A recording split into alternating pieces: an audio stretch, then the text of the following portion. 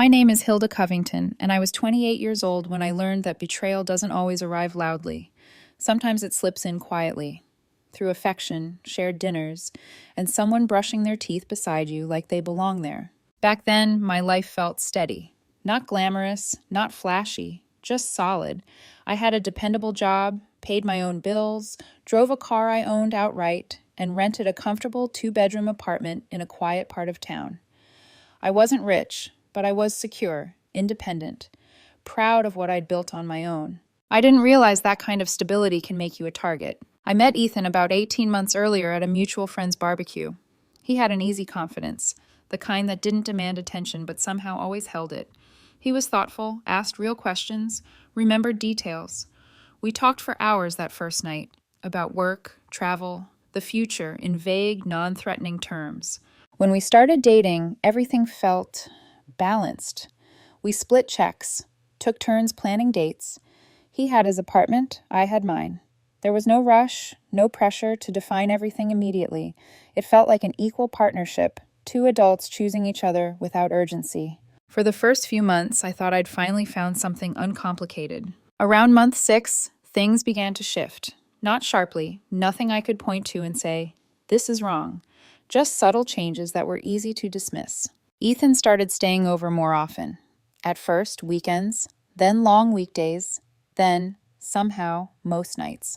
He never officially moved in. There was no conversation about it. It just happened.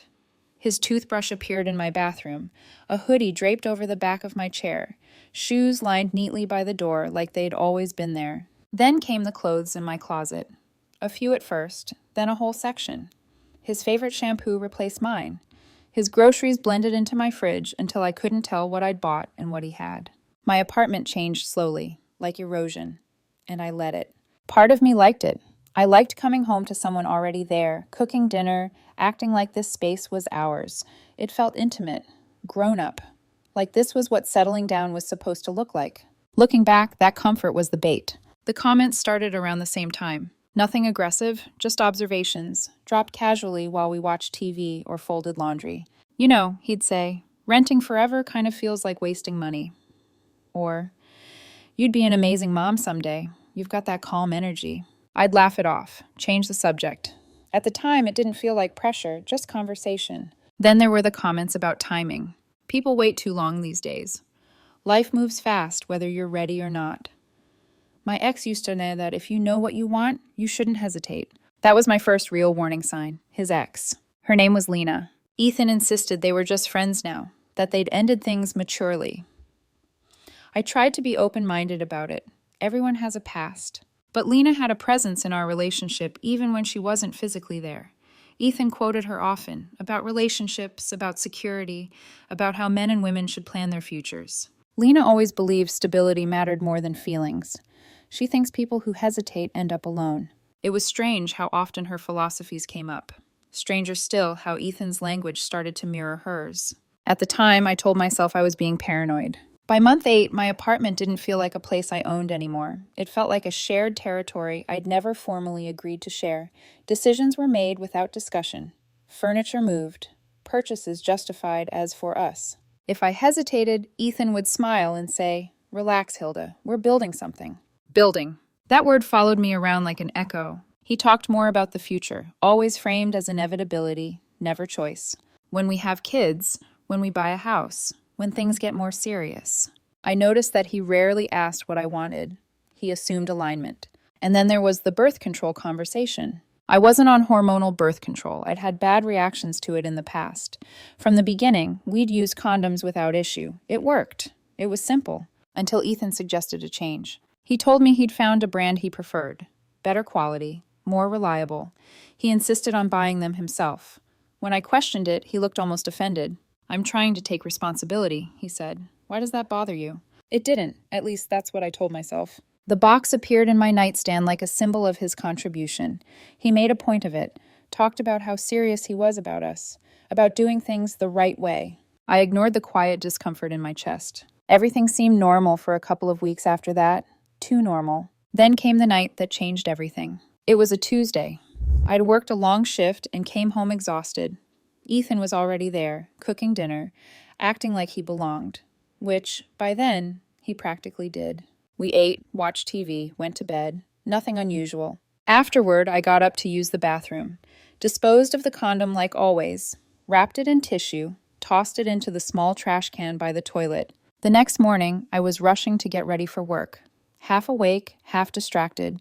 As I moved around the bathroom, I accidentally knocked over the trash can. Everything spilled onto the floor. I bent down to clean it up, and that's when I saw it. The used condom lay there in the tissue, but something about it looked wrong. I picked it up, my stomach tightening as I examined it more closely. There were tiny holes near the tip. Not tears, not damage from use. Clean, precise, deliberate. My breath caught in my throat. I sat there on the bathroom floor, frozen, staring at something that shouldn't exist. My brain tried to rationalize it. Maybe I was imagining things. Maybe it was defective. But deep down, I already knew. Someone had done this on purpose. And only one person had access. The realization settled over me slowly, heavily, like a weight pressing down on my chest. The man sleeping in my bed, the man talking about our future, the man who claimed to love me, had just crossed a line I couldn't unsee. And in that moment, as my hands started to shake and my heart pounded in my ears, one thought cut through the shock with terrifying clarity. This wasn't an accident, this was a plan. And somehow, I had walked straight into it. I didn't confront Ethan. Not that morning, not that week. I wish I could say it was because I was calm and strategic from the start, some ice-cold mastermind who instantly knew what to do. The truth is uglier. I was terrified. And when you're terrified, your brain does strange things to keep you functional. It bargains. Maybe it was a defect. Maybe it tore when I opened it. Maybe I'm overreacting. But the holes were too clean, too intentional, like someone had used a pin. Careful, precise, confident they'd never be caught. I took out my phone and snapped photos before my courage could collapse. Close-ups, different angles, the wrapper too, once I found it. Because that had tiny punctures as well, in a place that wouldn't be obvious unless you were looking for it. My stomach rolled. That detail mattered. It meant this wasn't impulsive. It wasn't a maybe it'll happen gamble. This was premeditated. I put everything back exactly how I'd found it. Tissue folded the same way. Trash placed back in the can. Then I washed my hands until my skin stung, like I could scrub off the feeling of being violated. Ethan was still asleep when I left for work. In the car, I sat gripping the steering wheel, breathing through tight lungs, staring forward like the road could answer me. Because the question wasn't just did he do this? It was, why would he? By lunch break, I'd stopped trying to pretend I could focus. I ate alone in my car, staring at the photos on my phone, zooming in until the pixels blurred. I kept thinking about the last few months, the way Ethan's presence had expanded in my life without me signing off on it. The way he spoke about the future like it was a track we were already on, like my role was to stay seated and let him drive. Then Lena's voice floated back into my memory. Lena wasn't just Ethan's ex. She was a shadow with a smile, a woman who always seemed to know exactly what to say to make someone doubt themselves. The first time I met her, she'd looked me over like I was a product on a shelf. She smiled, polite, but her eyes were sharp. "So you're Hilda," she'd said. "Ethan's mentioned you. Not told me about you, not talked about you, just mentioned." Then she'd leaned in like she was letting me in on a secret. "Don't take him for granted," she'd said. "Men like him, you don't let them slip away." At the time, I'd laughed awkwardly. Ethan had rolled his eyes like she was harmless. But now those words didn't feel harmless. They felt like a warning I hadn't understood. That night when I got home, Ethan was already there, barefoot, relaxed, moving around my kitchen like he paid the rent. "Hey, babe," he said brightly. "I made pasta. You looked tired yesterday." I watched him, studied him. His face was open, affectionate, casual, no tension in his shoulders, no flicker of guilt. If he had sabotaged the condoms, he was good. Or he believed I was too naive to suspect him. I forced a smile and kissed his cheek.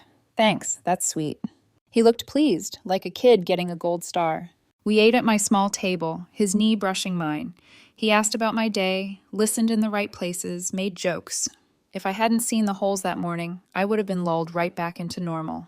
And that scared me more than the sabotage, because it meant he could do something monstrous, and still look at me like I was safe with him. After dinner, he leaned back and sighed contentedly. "You know," he said, "I've been thinking about us."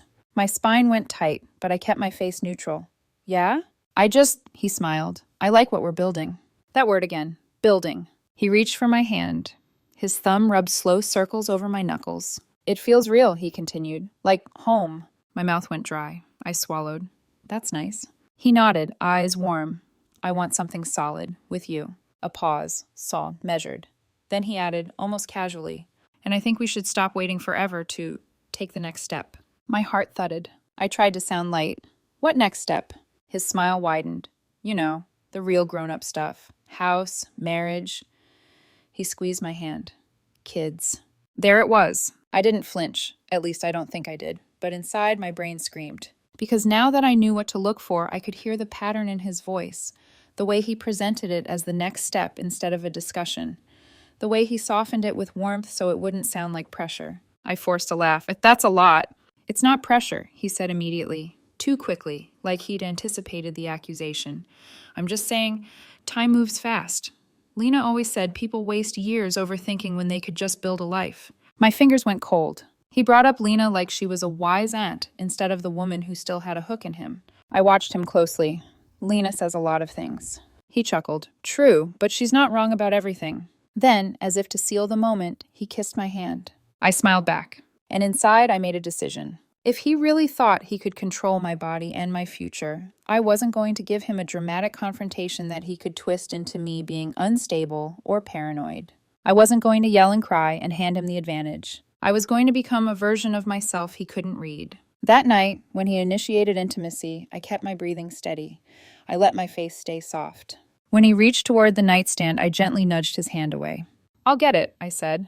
He looked at me, surprised for a fraction of a second. Then he smiled. Okay.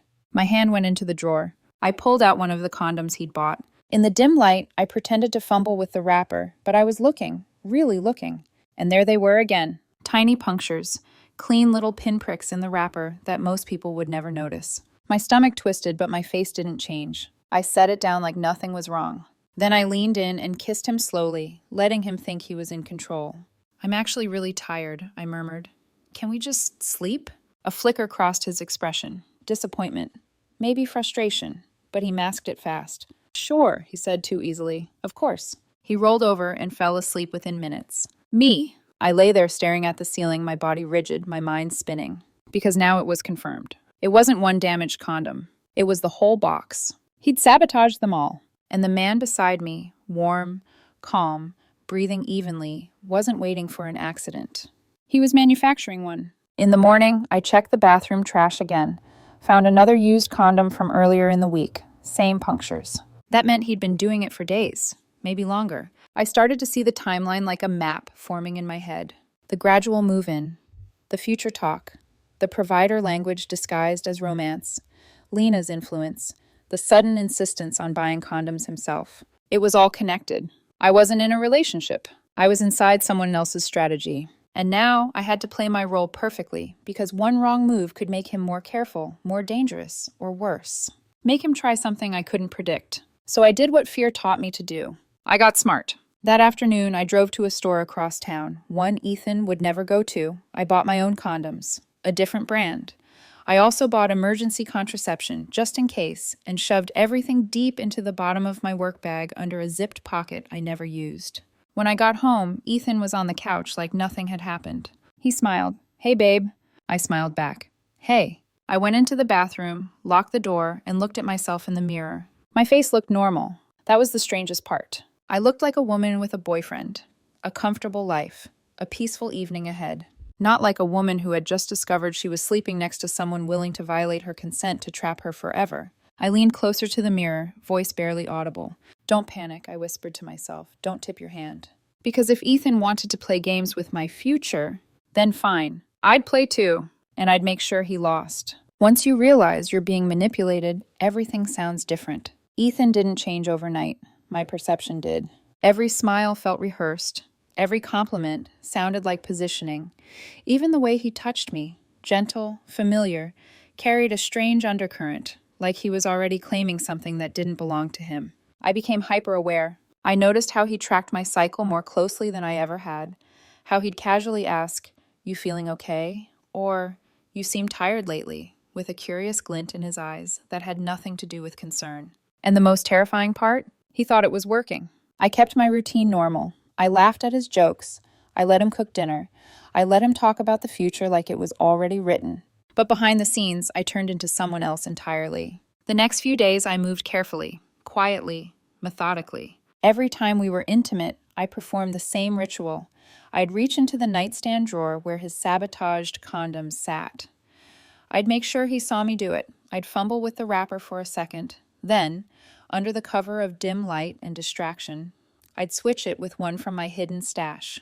The motion was subtle, practiced, almost automatic. It shocked me how easy it was. That realization made my skin crawl. Because if it was that easy for me to protect myself without him noticing, it meant it had been just as easy for him to sabotage me without my consent. Every successful switch gave me a strange mix of relief and rage.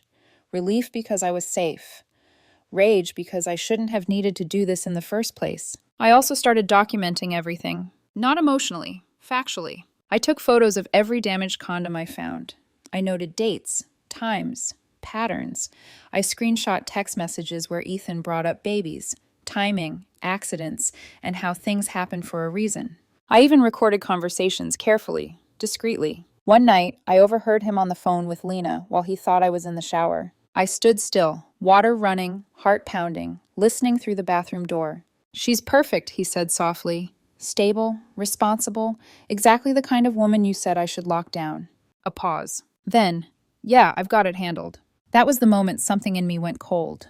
Not angry, not panicked. Clear. I wasn't dealing with confusion or impulse. I was dealing with intent. Weeks passed. Ethan grew more confident, more relaxed.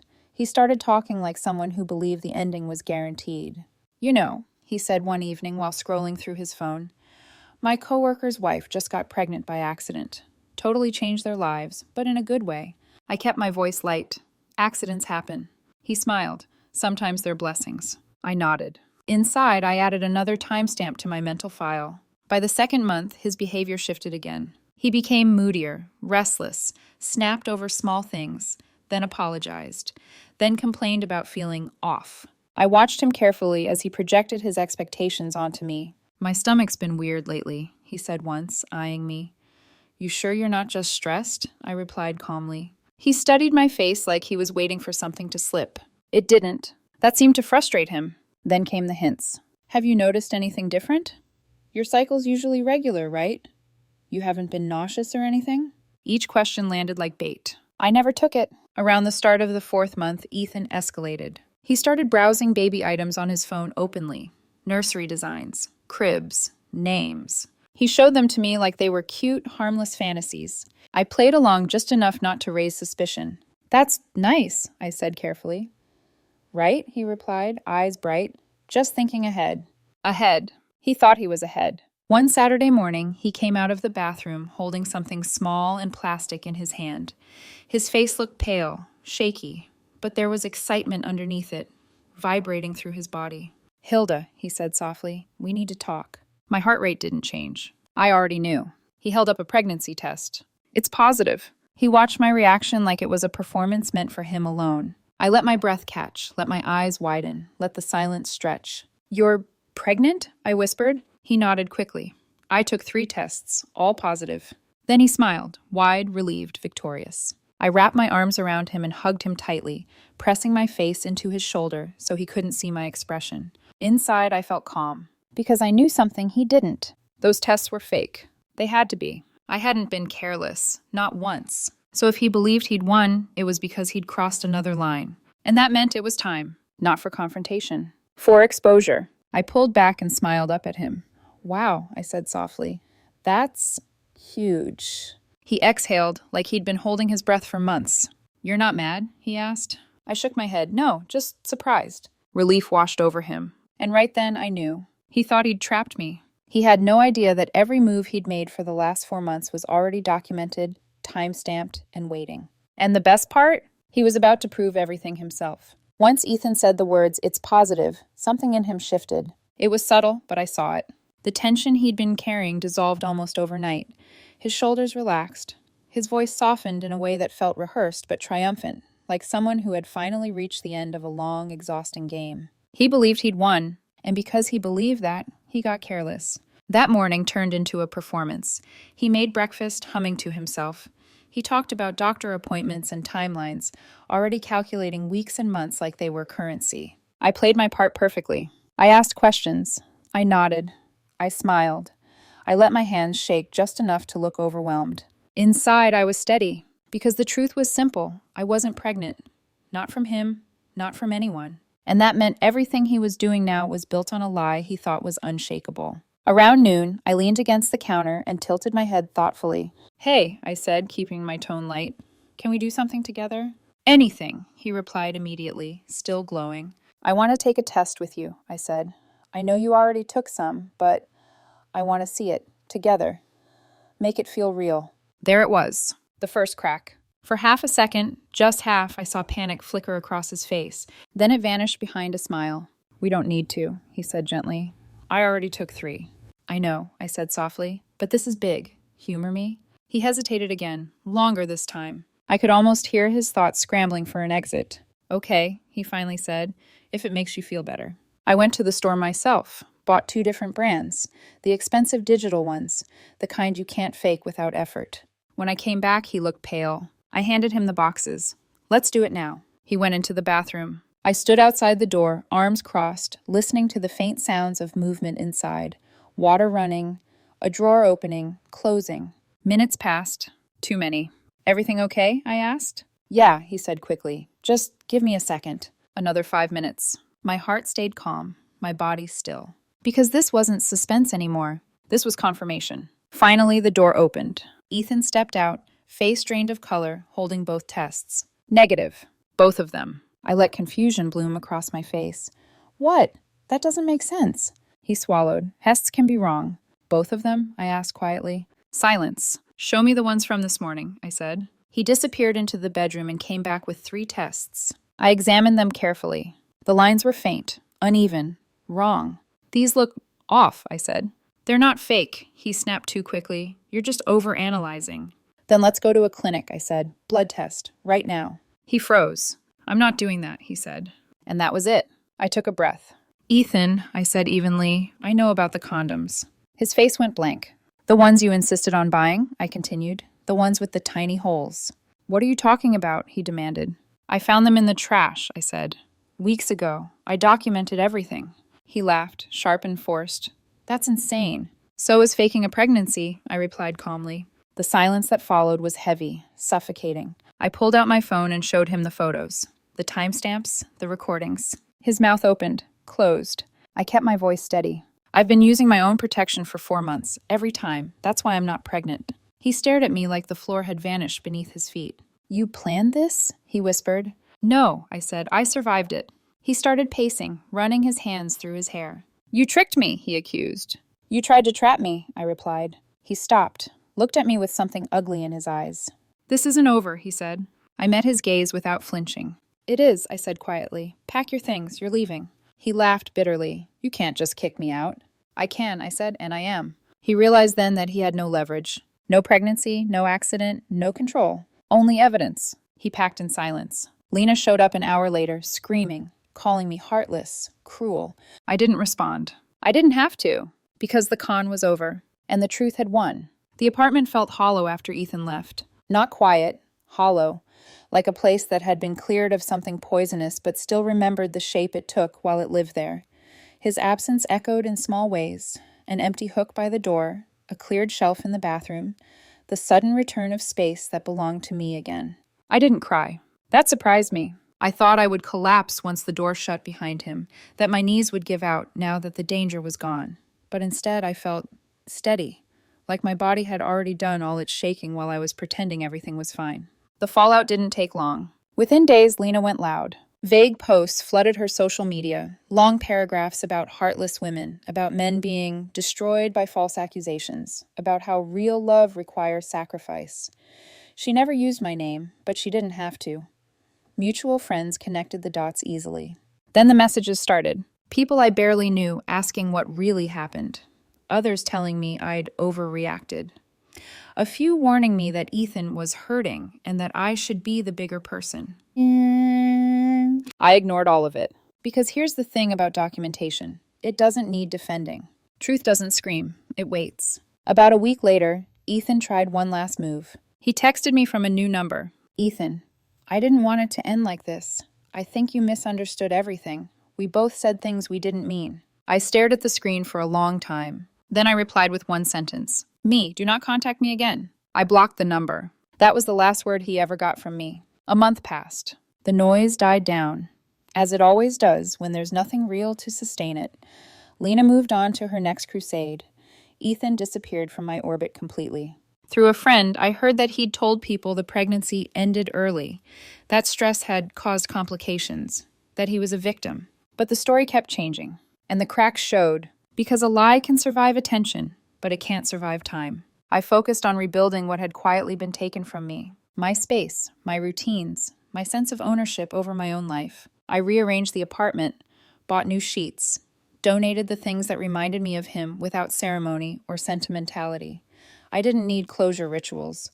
The truth had already closed the door. Months later, I ran into Lena at a coffee shop. She saw me first. Her posture stiffened, her mouth tightened. I met her eyes, calm, unreadable, and ordered my drink like she didn't exist. She didn't say a word. Neither did I. That was the moment I knew I'd won. Not because she was afraid, but because she had nothing left. No leverage, no narrative, no control. Life didn't magically transform after that. I didn't become reckless, or bitter, or cynical. I became careful. I learned the difference between affection and access, between future talk and mutual planning, between love and entitlement. Most of all, I learned to trust the quiet voice that had warned me long before the evidence ever did. Because if I hadn't knocked over that trash can, if I hadn't looked closely, if I hadn't listened to my discomfort instead of silencing it, I might have been trapped in a future that was never mine to begin with. Ethan thought he was playing the long game. He didn't realize I was already documenting the end. And when someone shows you they're willing to steal your autonomy to keep you, you don't confront them. You protect yourself, you gather truth, and you let their own lies do the rest.